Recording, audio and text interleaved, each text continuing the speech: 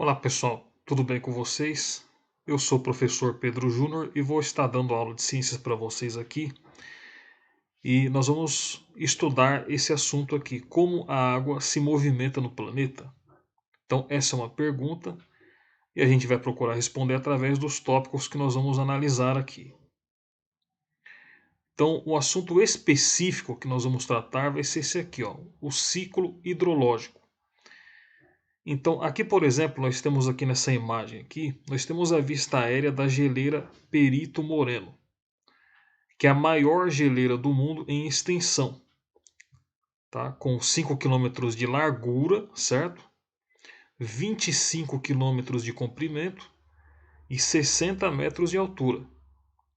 Aqui nessa outra imagem nós temos aqui a vista aérea dos Grandes Lagos norte-americanos e o volume deles corresponde a 10% da água doce líquida do planeta. Tá? Então é um grande volume de água doce presente aqui, ó, nessa área aqui que são chamadas de Grandes Lagos, que fica lá na região dos Estados Unidos.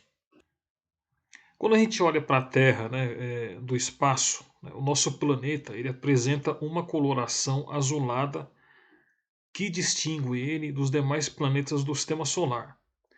E por que isso acontece, né, pessoal? A gente tem aqui, ó, uma outra imagem, né, onde a gente vê essa coloração azulada. E por que isso acontece? Isso ocorre devido à grande quantidade de água na superfície do planeta. Então, a água em estado líquido, ela reflete a luz solar, certo? A luz que vem do Sol, que atravessa a atmosfera, certo? De volta ao espaço, e ela vai ser decomposta como em um prisma. Então, ela vai difundir essa faixa luminosa azul que a gente vê aqui.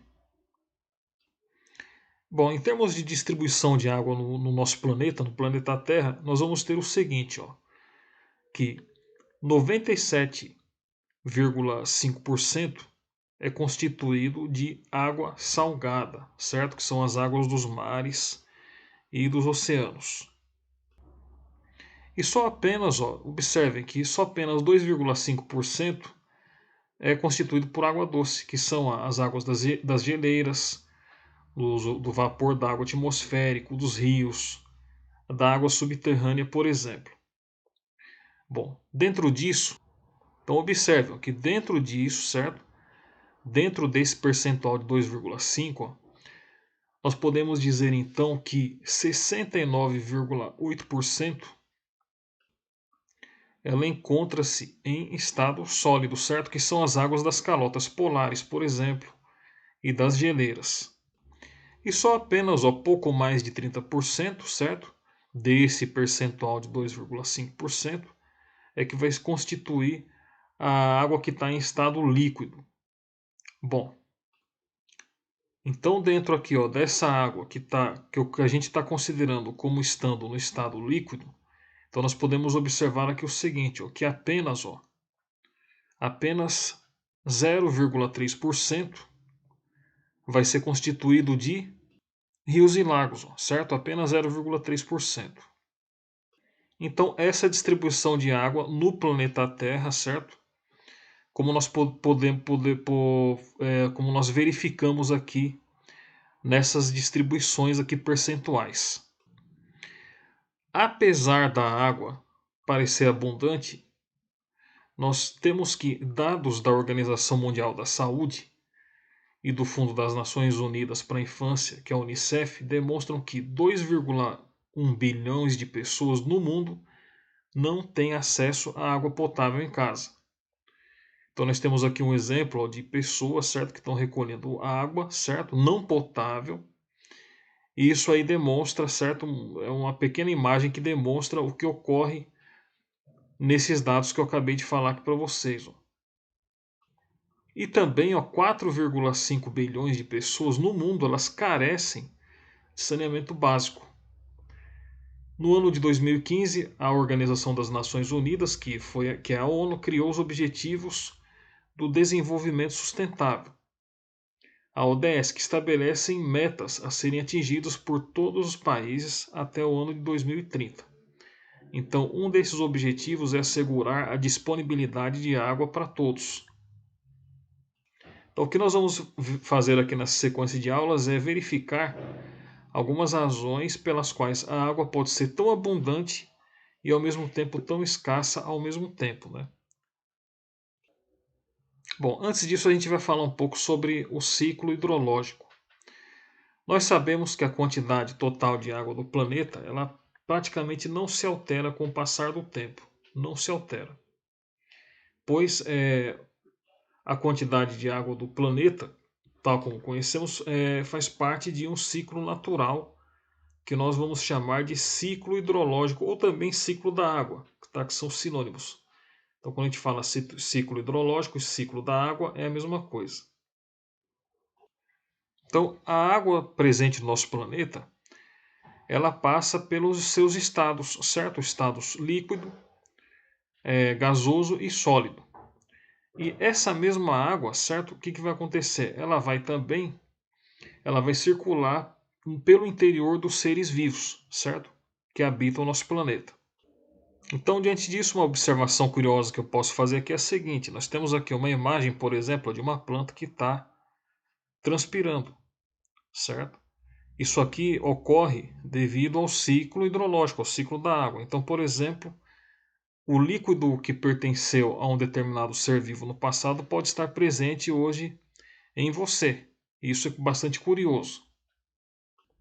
Ou seja, a água que passa pela torneira da sua casa, ela pode ter sido parte do corpo de outros seres vivos no passado. E isso é possível em razão do ciclo hidrológico, ou ciclo da água, como já disse, né, que é o movimento da água pelo planeta por meio da energia solar e dos ventos.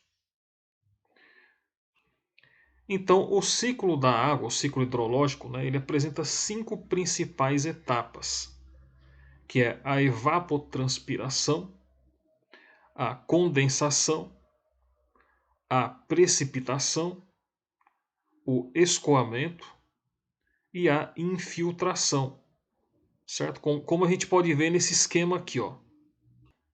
Mas como que isso aqui pode ser explicado, certo? Bom, aí é o seguinte.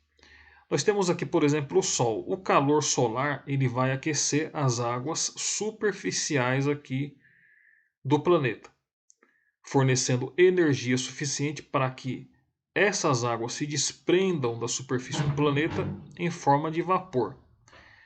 Isso é a evaporação.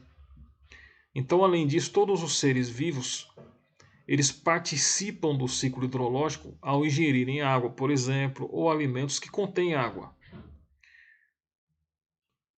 Então, os seres vivos, ao ingerirem ou absorverem essa água, eles vão devolvê-la para o ambiente na forma de urina, de suor, por exemplo. No caso das plantas, como está aqui na imagem. E isso se chama transpiração, certo? A transpiração é a perda de água pelas folhas na forma de vapor. Então, esse termo aqui, ó, evapotranspiração, refere-se aos dois processos ao mesmo tempo. A evaporação a partir das águas superficiais e a transpiração a partir dos seres vivos. Esse vapor de água acumulado na atmosfera, ao se resfriar, ele vai se condensar na forma de nuvens, que é como a gente está vendo na imagem aqui. A água ela vai retornar à superfície por precipitação na forma líquida, certo? Ou seja, as chuvas. Só que pode ocorrer também de cair na forma sólida, de ocorrer a precipitação na forma sólida, que pode ser na forma de neve ou de granizo, que são o quê? São cristais de gelo, certo? Que se formam pelas nuvens, certo? E eles se precipitam antes que eles se derretam. Então esse é o granizo. Bom, parte da água precipitada ela vai escoar pelos corpos de água superficiais, que vai abastecer lagos, certo? Lagoas, córregos e rios e vai chegar até os oceanos. Outra parte ela vai se infiltrar no solo, certo? Por meio de processos de infiltração, por ação da gravidade e vai repor a umidade do solo. Agora, infiltrando-se mais profundamente, a água ela vai atingir o quê? Os reservatórios subterrâneos conhecidos como aquíferos. Aquíferos. Nas regiões frias do planeta, a água se congela e forma as geleiras, que se derretem em épocas mais quentes e devolvem a água líquida para o ciclo.